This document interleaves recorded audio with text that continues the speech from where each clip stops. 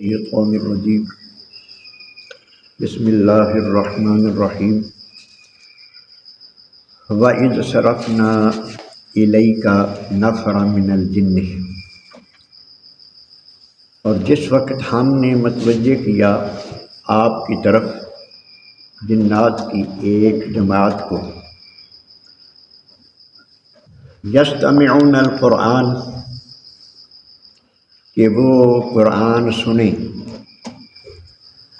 فلما حضروہ، تو جب آپ کی خدمت میں وہ جن پہنچے،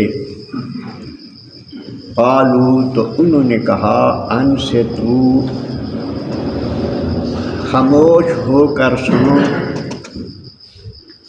فلما قضی، جب تلاوت ہو چکی، ولوا الی قومہم، تو وہ پلٹے اپنی قوم کی طرف، منذرین،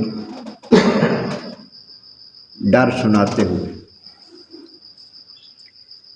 اس آیہ کریمہ میں اللہ تبارک و تعالی اپنے حبیب سے مخاطب ہوئے ہیں، اور ان آیات میں جنات کی پہلی حاضری جو نبی کریم علیہ الصلاۃ والسلام کی بارگاہ میں ہوئی ہے، اس کا ذکر ہو رہا ہے۔ نبی کریم رؤوف الرحیم صلی اللہ علیہ وآلہ وسلم جس طرح یہ نسل انسانی کے رسول ہیں، اسی طرح جنات کے بھی رسول ہیں۔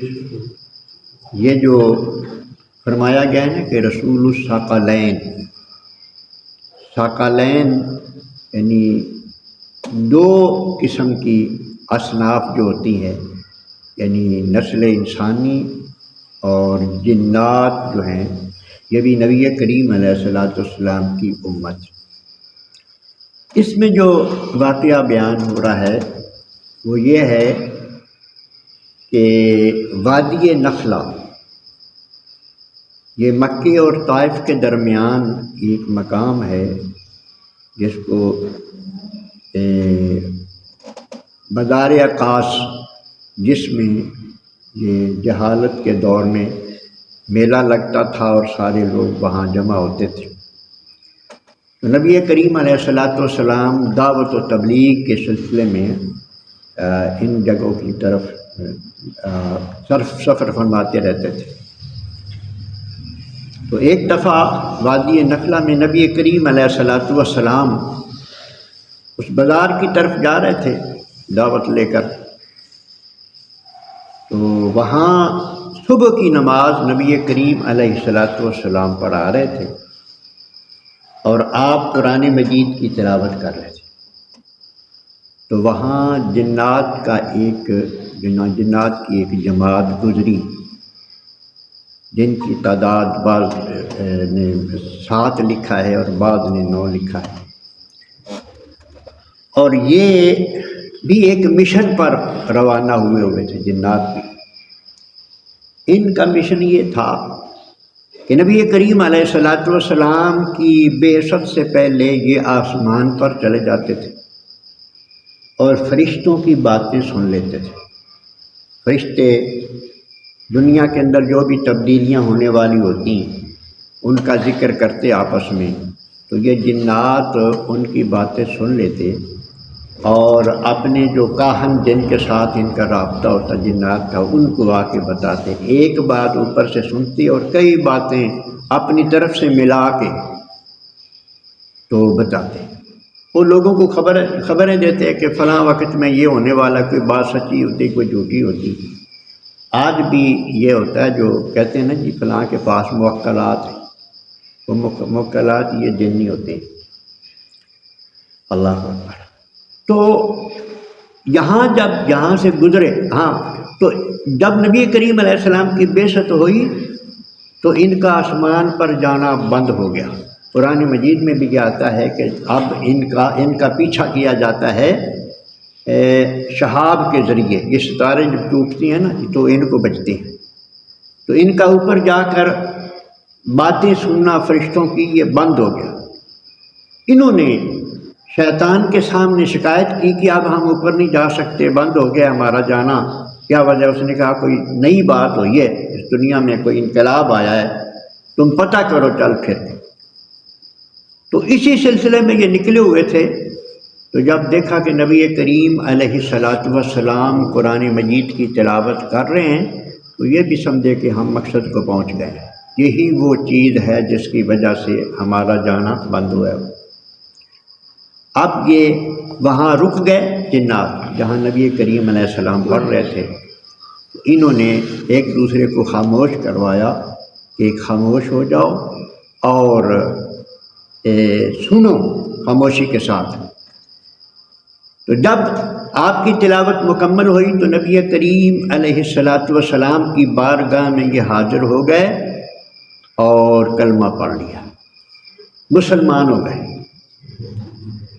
نبی کریم علیہ الصلاۃ والسلام سے انہوں نے جو مسائل وغیرہ پوچھنے تھے، جو تعلیم دینی تھی، سرکار نے دے دی، اور پھر ارشاد نے فرمایا کہ اب ہم کو نقیب مقرر کیا جاتا ہے، اپنی قوم میں واپس جا کر اسلام کی دعوت دو۔ تو پھر اسی طرح ہوا۔ اگلی آیا کریمہ میں فرمایا گیا قالوا یا قومنا، انہوں نے جا کر کہا اے ہماری قوم، انا سمعنا کتابا انزل من بعد موسیٰ، ہم ایک ایسی کتاب سن کے آئے ہیں جو موسیٰ علیہ السلام کے بعد نازل ہوئی ہے۔ یعنی پہلے تورات بھی وہ سنتے تھے، اس کا بھی وہ علم رکھتے تھے تورات کا بھی، تو وہ انہوں نے کہا کہ موسیٰ علیہ السلام کی کتاب کے بعد یہ کتاب نازل ہوئی ہے، مصدقا لما بین یدیہ، اور یہ کتاب اپنے سے پہلے نازل ہونے والی کتابوں کی تصدیق کرنے والی کتاب ہے۔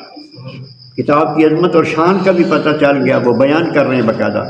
یہدی الی الحق، یہ کتاب ہدایت دیتی ہے حق کی طرف، وإلی طریق مستقیم، اور سیدھی راہ کی طرف۔ یہ کتاب سیدھا راستہ دکھاتی ہے، جس راستے پہ چل کر انسان منزل مقصود تک پہنچ سکتا ہے۔ یہ پھر مبلغ بن گئے، انہوں نے جنات کو دین کی دعوت دینی شروع کر دی کہ وقت ضائع نہ کرو، جلدی جلدی اسلام قبول کر کے اس نئے نبی آخر الزمان نبی صلی اللہ علیہ وسلم کے غلام بن جاؤ۔ ابن کثیر نے ایک واقعہ اس طرح بھی درج کیا ہے جنات کا کہ حضرت عمر فاروق رضی اللہ تعالیٰ عنہ ایک دفعہ خطبہ ارشاد فرما رہے تھے، اور خطبے کے درمیان آپ نے سوال فرمایا کہ اس جگہ پر کوئی سواد بن کارب بیٹھا ہے؟ تو کوئی جواب نہیں آیا۔ سال کے بعد پھر آپ نے اس طرح آواز لگائی اپنے خطبے کے درمیان کہ یہ شخص بیٹھا ہے، تو وہ شخص حاضر ہو گیا، عرض کیا حضور میں حاضر ہوں۔ تو آپ نے ارشاد فرمایا کہ اپنے اسلام قبول کرنے کا واقعہ سنا۔ تو اس شخص نے پھر اپنے اسلام قبول کرنے کا واقعہ اس طرح سنایا کہ میں ہندوستان میں تھا اور ہندو مذہب سے میرا تعلق تھا، میرے متحد ایک جن تھا۔ ایک دن ایسا ہوا کہ وہ مجھے خواب میں ملا، اور خواب میں اس نے یہ کہا کہ میں تمہیں ایک اطلاع دیتا ہوں کہ عرب میں قریش خاندان کے اندر ایک شخص اٹھا ہے، وہ اللہ کا سچا اور برحق رسول ہے، وہ دین کی دعوت دے رہا ہے، اٹھ جلدی کر، ان کی زیارت کر اور اسلام قبول کر۔ وہ کہتا ہے میں نے پہلے تو یہ بڑی عجیب بات سنی، جب دوسری رات پڑی تو پھر اس نے خواب میں مجھے کہا۔ 3 دن مسلسل وہ مجھے خواب میں مل کر مجھے وہ شوق دلاتا رہا کہ چل جا دیکھ۔ کہتے ہیں تیسرے دن میں نے اپنی اونٹنی پکڑی اور سفر شروع کر دیا۔ اللہ اکبر۔ یہ ہوتی ہے بڑے مقدر والوں کی بات، جو بڑے مقدر والے، اللہ اکبر۔ وہ فرماتے ہیں کہ جب میں مکہ میں پہنچا، ایک جگہ پر نبی کریم علیہ الصلاۃ والسلام تشریف فرما ہیں اور آپ کے چاروں طرف صحابہ کرام بیٹھے ہوئے ہیں، آپ گفتگو فرما رہے ہیں۔ میں سامنے آیا، آپ نے مجھے دیکھا، ابھی میں محفل میں نہیں داخل ہوا تھا، دیکھا، میری طرف دیکھ کر حضور مسکرائے، آپ نے فرمایا خوش آمدید سواد بن قارب، تجھے مبارک ہو، تیرا آنا مبارک ہو۔ اس کی حضور آپ مجھے جانتے ہیں؟ فرمایا تجھے بھی جانتا ہوں اور جو تجھے لے کر آیا اسے بھی جانتا ہوں۔ تو یہ جنات جو ہیں یہ نبی کریم علیہ الصلوۃ والسلام کے صحابی بھی ہیں، انبیاء علیہ الصلوۃ والسلام کی محفل۔ تو اس نے پھر یہ آپ نے ارشاد فرمایا کہ اپنے اسلام قبول کرنے کا واقعہ بیان کر، تو اسی طرح پھر اس نے واقعہ بیان کیا کہ مجھے دن نے ترغیب دلائی ہے کہ جا نبی کریم علیہ الصلوۃ والسلام کی بارگاہ میں جا کر حاضر ہو اور اسلام قبول کر اور یہ ذلت کی زندگی چھوڑ کر کامیابی کی زندگی اختیار کر۔ تو نبی کریم علیہ اتفاق سے مجھے ایک بڑا پرانا بچپن کا پڑا ہوا واقعہ بھی یاد آیا۔ اللہ اکبر۔